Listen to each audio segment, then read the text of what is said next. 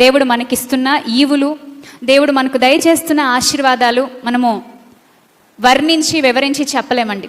మన జీవితంలో దేవుడు చేస్తున్న ప్రతి మేలుకి మనం ఒకవేళ కృతజ్ఞతలు స్తుతులు చెల్లించాలంటే ఇచ్చిన ఈ జీవితకాలం అనేది సరిపోదు. అయితే ఇంత చిన్న జీవిత కాలంలో దేవునికి స్తుతులు చెల్లించడానికి మనకి బతుకే సరిపోదని మనం చెప్పుకుంటుంటే చాలాసార్లు ఆ స్తుతికి తగినట్టుగా మనం బతకలేకపోతున్నాం. చూసారా, ఇర్మియా గ్రంథంలో ప్రభు మాట్లాడుతూ, నాకు కీర్తి స్తోత్ర మహిమలు కలుగునట్లు నేను మిమ్మల్ని నాకు నడికట్టు నరుని నడుముకు అంటియున్న రీతిగా నేను మిమ్మల్ని అంటుకొని ఉండాలని ఆశిస్తున్నాను అని చెప్పారు.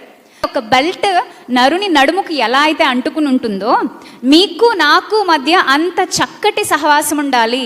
కీర్తి, స్తోత్రము, మహిమ, ఈ మూడు బతుకుల ద్వారా మాత్రమే దేవునికి వెళ్తాయి. ప్రసంగాల ద్వారానో పనుల ద్వారానో కాదు, ప్రవర్తన ద్వారాను హృదయ స్థితి ద్వారాను దేవుడికి వెళ్తాయి.